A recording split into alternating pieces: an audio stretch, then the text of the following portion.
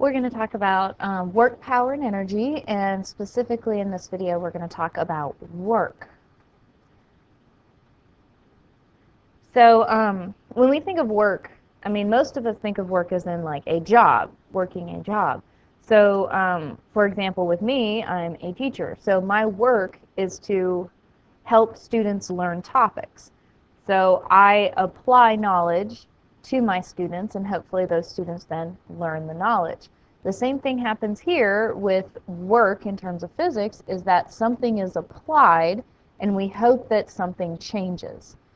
So for work, we're dealing with a force being applied and a distance covered. So here we have one person who pushes a crate 5 meters with a force of 10 newtons. We have another person who pushes a crate 5 meters with a force of 20 newtons. So my question here is, who pushes the crate faster? Well, this person only pushed with 10 newtons of force. This person pushed with 20 newtons of force. So greater force over the same distance, of course, means that this is going to experience a greater acceleration, so this one's going to go faster. And we understand that. Now let's talk about work. So same scenario. We have 10 newtons and we have 20 newtons, and we want to know who does more work. Well, if you think about people doing work, the ones that we think of doing more work are the ones that are moving more. If you see someone just sitting there doing nothing, then you're like, oh, they're not doing any work, they're just sitting there. But if they're up and moving around, then obviously they're doing more work. Same kind of idea applies here. This is a larger force with the same distance, so this person does more work. So now, who does more work? If you push a 100 kilogram box 5 meters, or you push a 300 kilogram box 5 meters. So now same distance, but now the object has changed. So who does more work moving the box the same distance? Well, probably the person pushing the larger box. And so the 300 kilogram box would require more work to move 5 meters. So then what is work? Because we're talking about this in terms of just simple concepts. But what is work?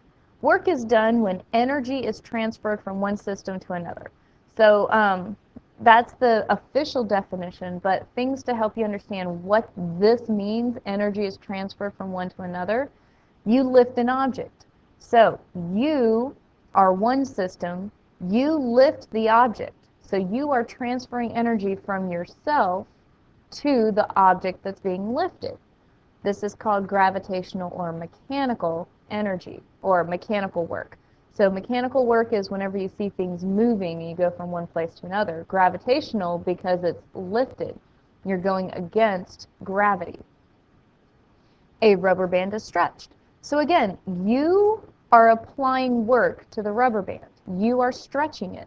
So you are taking energy from yourself and transferring it to the rubber band. So that is called elastic work. Water is heated. Well, whenever water is heated, the eye of the stove is applying energy to the actual pot that the water is in. So the eye transfers energy to the pot to boil the water. And that is thermal energy or thermal work. Connecting a battery. A battery has a certain amount of energy in it, and it's that energy that allows things to actually run. And so the battery is transferring energy to whatever it's connected to, and that is electrical work. And then of course we have magnetic forces, and so one magnet is applying energy to another object, and that's magnetic work. So the idea is energy is transferred from one thing to another. So you are pushing a crate, you are transferring energy from yourself to the crate. That's why if it's a large enough crate, you actually feel tired after pushing it, is because you have now lost energy to that crate. So the definition for work is transferring energy. The way we find the amount of work is we look at how much force we apply to an object over a certain distance. so force times distance. The equation actually written out is just W equals FD. So work takes W, force we've always said is F, and then distance is D. So W equals FD. The units are in joules. This is the same unit of energy, and a joule is a Newton meter. Now, we talked about something else already that's a Newton meter, and that was torque.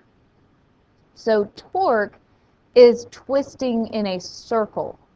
So you're applying a force across a lever arm to twist something. And that's why it's just a Newton meter. It's not actually energy, it's just twisting something.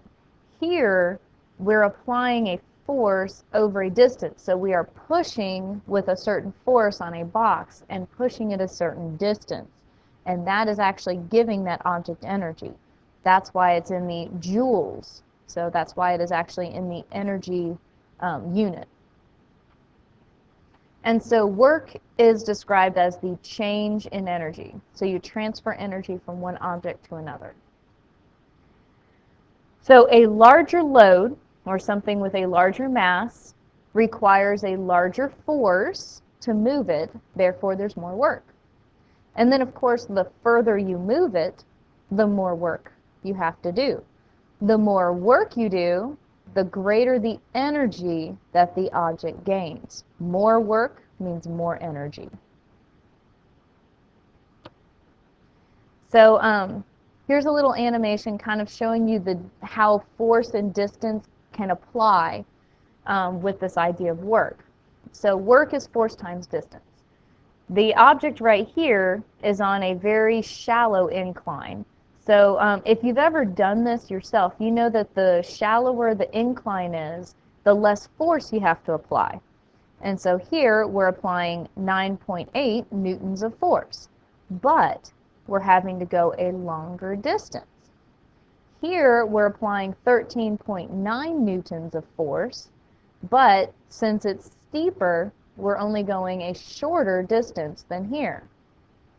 Here, because it's the steepest of the three, we're applying an even greater force of 17 newtons, but again, it's an even smaller distance. And what we notice is even though we're applying different forces, we're doing the same work. And the reason why is because we're going different distances. So smaller force with a larger distance, larger force with a smaller distance.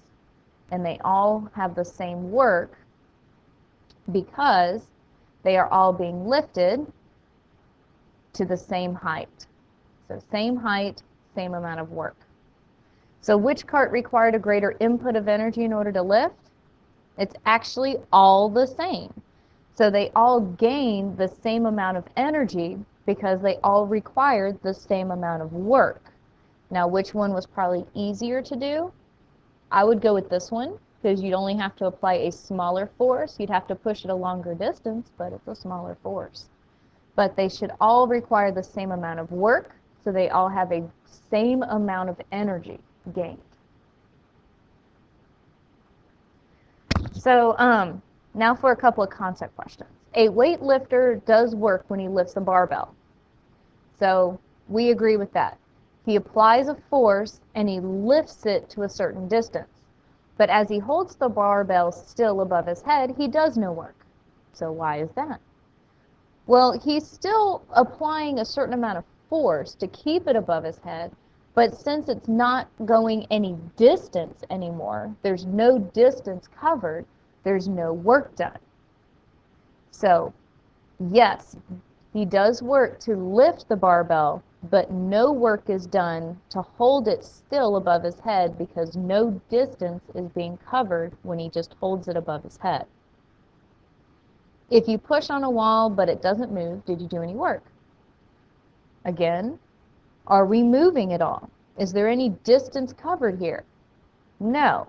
Since no distance is covered, no work is done.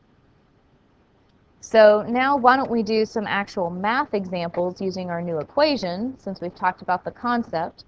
And so the first example is how much work is done if a 10 Newton chair is lifted 6 meters. So we have 10 newtons. Newtons measures force. And then 6 meters measures our distance. So our equation, work equals force times distance. And so force is 10, distance is 6, and so the amount of work done, 10 times 6, is 60. Our unit here is joules. So 60 joules of work is done. Now, what if we lift it up and place it back down? Well, if we lift it up and put it back down, so here's our box, and it goes up 6 meters, and then is brought back down 6 meters. Did it go anywhere? No. So since it did not actually cover any distance in the end, so start to finish, since nothing was covered in the end, then there was 0 joules of work done because nothing changed in the end. It's the change in energy. How much work is done if I move a book 5 meters with a force of 5 newtons? So this 5 meters is our D. This 5 newtons is our F. And so force of 5 times distance of 5 gives us 25 joules of work done. So how much work is done if I push on a wall with a force of 50 newtons, but the wall does not move? Okay, so we have 50 newtons of force, and it does not move, which means our distance is 0. If our distance is 0, then that means there is 0 joules of work done. No work is done. You did 50 joules of work to lift a 25 Newton object. How high did you lift it? Well, now I'm given work. So 50 joules of work. 25 newtons is our force, and we're looking for how high, which is going to be our distance. So work equals force times distance. This is now our work. This is our force, and we're looking for distance. So we divide by 25 on both sides, cancel this, and we get a distance of 2 meters.